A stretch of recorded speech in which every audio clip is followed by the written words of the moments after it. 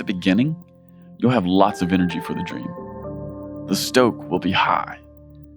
But here's what that is. It's just emotional sugar. It won't last. And there might even be a crash afterwards. Most of the stuff that we're dreaming about, it's probably going to take a minute to be something, especially if it's real. And here's why. Because dreams are marathons. They're not sprints.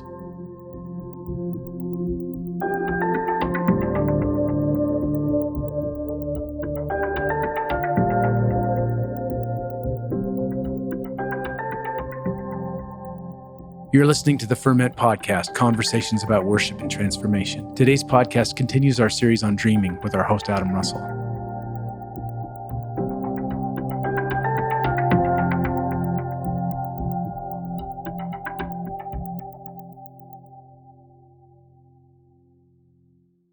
This episode of the Ferment Podcast is brought to you by Hardin Coffee, a small batch custom roaster located in the rolling green hills of Kentucky. At Hardin, we believe in locating world-class coffee from around the globe and delivering it to your door fresh and roasted to perfection. We specialize in single-origin coffees as well as seasonal blends. Coffee is communal, coffee is culinary, coffee is art.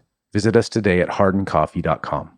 Hi, everyone. This is Melissa Keller, Events Director for Vineyard Worship. I wanted to take a minute to invite you to our upcoming Worship Leaders Retreat in Cannon Beach, Oregon, February 19th through the 22nd. This retreat is for anyone who is involved in worship ministry. Join us for a time of rest and encouragement with extended times of worship and personal ministry on the beautiful Oregon coast. If you've never been to one of our retreats, use the promo code FERMENT and get 30% off your registration. For more information, visit our website at vineyardworship.com/events. Hope to see you there. What up, everybody? My name is Adam Russell, and you are listening to the Ferment Podcast.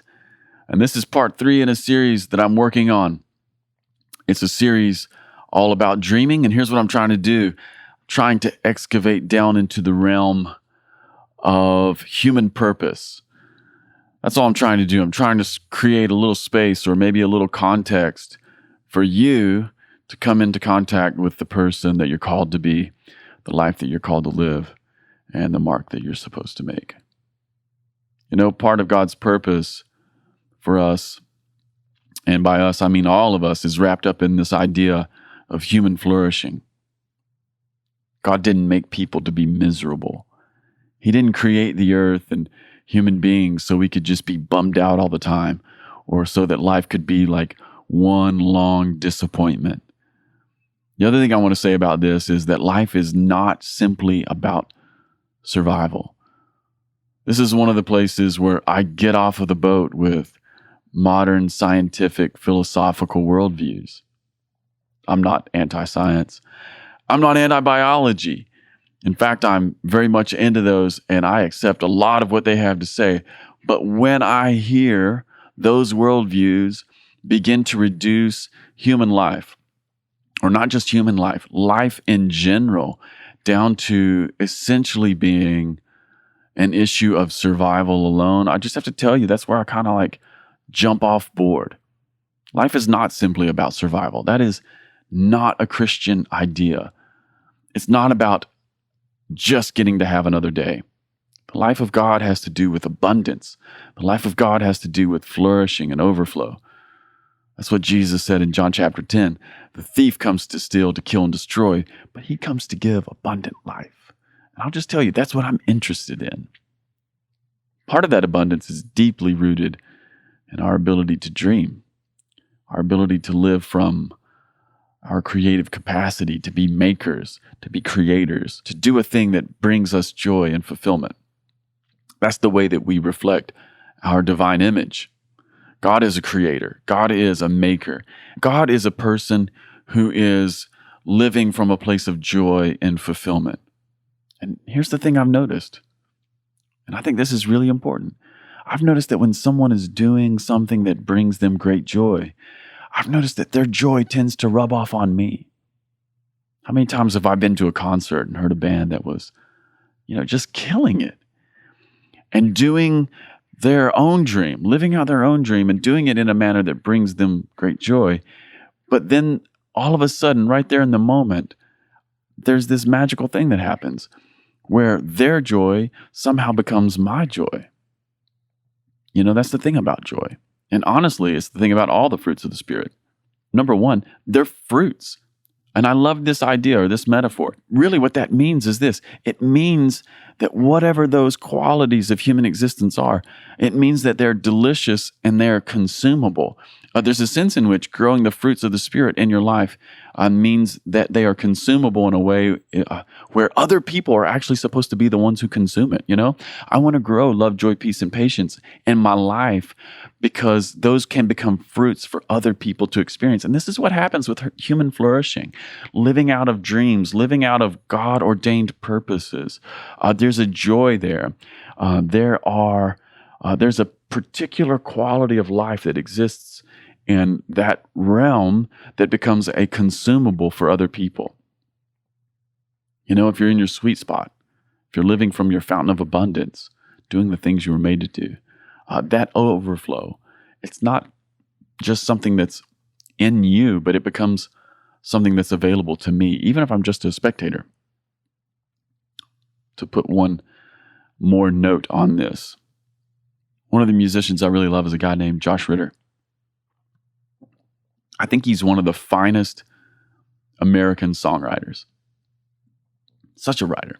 But one of the things about Josh Ritter is if you go and see him in concert, he never quits smiling.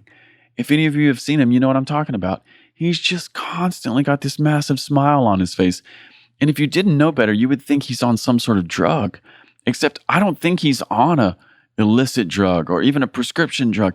I think he's just on the drug that is making music, the magic of being with people and seeing the songs that you write come to life in a room full of people who are there to enjoy it. And what's amazing is every time I've seen him, he's just exuding this joy, and that I go home with joy, but I don't go home simply with the joy of having seen him.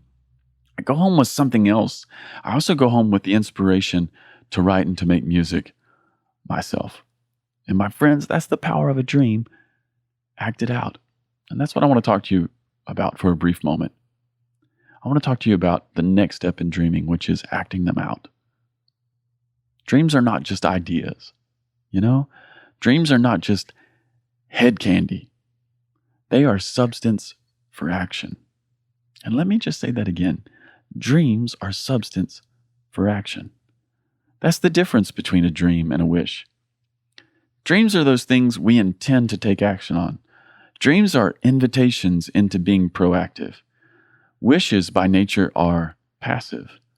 They are things which we hope might someday, somehow, things that might someday, somehow happen to us. And just like we talked about in the last episode, the first bit of action is to speak the dream, to talk about it, to make it a part of our vocabulary. But that certainly isn't the last step. And I just want to give you 3 little ideas here as we sort of mine out this notion of acting out our dreams or taking steps. And the first one is one I've already said. I just want to expand on this just for a moment. Dreams are an invitation into action. Dreamers, by definition, are not passive. Dreamers are not waiting. There may be some things that need to be on hold. There may be some issues that are related to timing. But at the end of the day, there's probably something that can be learned, that can be studied, investigated, or done right now, today. And you know what? It may be really small. It may be really tiny. It may seem very insignificant, but there's probably something or some way for us to engage that dream today, no matter what our circumstance is. That's what dreamers do. Dreamers are doing the stuff that can reasonably be done right now. Dreamers talk about the dream. They locate the people who are doing similar things and they get to know them. Dreamers become apprentices. If you're something that you're dreaming of doing or you're wanting to become, one of the first things you need to do, besides just talking about it, is you need to find the people who are actually doing that. And you need to go see them. You need to sit at their feet. See if you can become an apprentice. Dreamers will buy a piece of gear. Dreamers try stuff in their garage. Dreamers go to a conference. Dreamers start making small batches. That's what dreamers do. I'm like 40 years old now or something. And when I was in high school, even before I was in high school, I loved music from the time I was a little kid. And I remember asking my mom and dad for musical instruments. And I never got one until I was in high school. Then I finally got a guitar, and my friend got some drums, and then I learned how to play drums. And long story short, a bunch of guys and I got together and we made our own little band, and we started playing in garages. And it was really just living out of that dream of wanting to make music. You know, the dream for me was never to be like a world famous musician or to be known or anything like that. The dream was just to make music, and we did that together. And what's funny is we did it in the most stereotypical way. We actually did it in a garage, and it was so fun. But that's what dreamers do. Dreamers make small batches. They go to conferences. They become an apprentice. They buy a piece of gear. They work it out in a garage. In short, dreamers work. And here's what I want to say about dreams as well. Dreams are not an escape from work. Instead, dreams are oftentimes a baptism into another kind of work. Now, let me just say this really specifically. Work is not the enemy. Work is good. Work is good, and it gives us a sense of purpose. Work was in the garden before the fall. Human beings were made for it. And dreamers are no different. Dreaming is not an escape from work. It's not an escape from reality. It's oftentimes a baptism into work and into a new reality. The second thing I want to say about acting out our dreams is this. Dreaming is a confrontation with obstacles. Here's what that means. It means that acting on your dream, well, it's going to be exhilarating. It's going to be fun. It's going to be exciting. There's going to be endorphins. Here's the other thing it means. It means it's going to be freaking hard. It's going to be frustrating. It's going to be messy. There will be box canyons. There will be dead ends. There will be goof ups. There will be stuff to figure out. You know, if you're dreaming, and if your dream is bringing what's in your head, what is unseen, into the seen world of reality, there's a sense in which dreaming is active problem solving. All you have to do is ask someone who's ever started a business or tried to record an album or anything. Part of acting on a dream is planning and preparation. You know, you try to see all the stuff you need to know. You try to figure out everything that could go wrong. And yet, at the end of the day, there will be unintended consequences. There will be things you don't see. There will be stuff you don't prepare for. And here's the other thing. The money will run out. Here's the thing about money and dreams as well. No matter how much money you have, you will always have a dream that outstrips it. You know? The money will run out. That's one of the things I've found out in my life. No matter how much money I have, whether it's a lot of money or whether it's hardly any money, I always have a dream that seems to outstrip the money.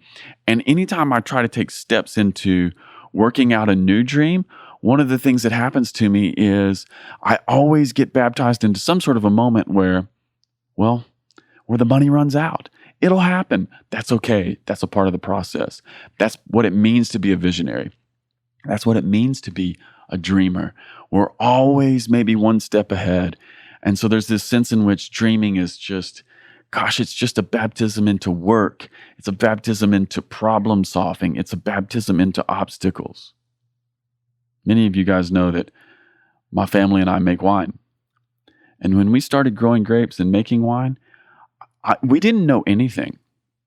People think that I'm telling them a lie when I tell them that. I'm really not. We didn't know anything. We looked up one day and we had 8 acres of grapes planted and realized we didn't really even know how to grow them. It's hysterical. Here's how I learned how to prune. I learned how to prune grapes by watching YouTube videos. I learned how to prune a vineyard by watching workers in Napa Valley prune their vineyards on YouTube, and then going out in our vineyard and trying to figure it out. You know what? In the beginning, I wasn't very good, but that's what dreaming is. We We had a dream to have a vineyard. We had a dream to make our own wine. We had a dream to work something into our farm that would be multi-generational and that would outlast us. And so we planted a vineyard, and we didn't know anything at the beginning. And so for years, it's just been figuring out one thing after another. That's what dreaming is. Okay, last thing. Number 3, dreaming is a marathon, not a sprint. Here's what I've noticed. At the beginning, you'll have lots of energy for the dream. The stoke will be high. But here's what that is. It's just emotional sugar. It won't last. And there might even be a crash afterwards. Most of the stuff that we're dreaming about, it's probably going to take a minute to be something, especially if it's real. And here's why. Because dreams are marathons. They're not sprints. And here's the thing about marathoners. Marathoners train. They're used to the distance. They're not bummed out by the miles. They actually enjoy it. And that's the thing I want to say to dreamers as well. You got to enjoy the process, because the process is like 99% of what it's going to be. Marathoners train different. They run different. They run longer. Not only that, but marathoners eat different. Read for that. Marathoners fuel themselves on something different. One question you need to ask yourself as you work on your dream is this: what am I feeding myself? How am I acquiring hope and energy and encouragement and wisdom? What am I feeding on? And then lastly here, marathoners are just grinders. You know, some people are such grinders that 26 miles isn't enough. And so they become ultra marathoners. There are actually human beings out there who live on this planet who run 100 miles. There are even people who run 200 miles without stopping. Dreamers are the same way. People oftentimes give up after a mile or two. That's most people, but not dreamers. No, dreamers are marathoners. We want to go 26 miles. We want to go 50 miles. We want to go 100 miles, and we train for it. We eat for it. We take in the things that we need to go the distance, because it's a different game. Okay, you've got a dream. Now what? Just to recap, what do? Well, you gotta answer the invitation to action. Today, take any small step you can, no matter what it is. Begin to enact it. Begin to enact it. That's the Christian theological note called incarnation. Take it out of the brain realm, take it out of the spirit realm, and put it into the enfleshed realm. Begin to marry the two. Take any step you can. Secondly, you just got to get comfortable with problems and obstacles. You got to enjoy the process, because it's mostly going to be process. And then thirdly, set a marathon pace. Resist the temptation to sprint. Get comfortable with some miles. Begin to train different. Begin to take in a different diet. Begin to surround yourself with some different kinds of people. Set a marathon pace. Okay, high fives and hugs, everybody. We'll see you again soon. Peace.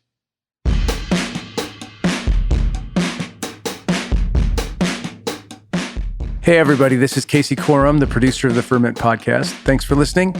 I got a couple quick things for you. If you haven't already subscribed, please do so. We've got a bunch of exciting shows coming up, and we don't want you to miss a thing. So, on social media, you can find us on Instagram at the Ferment Podcast, and on Twitter, you can find us at FermentCast. Please let us know what you think of the podcast by leaving a review on iTunes. All right, see you next time. Peace.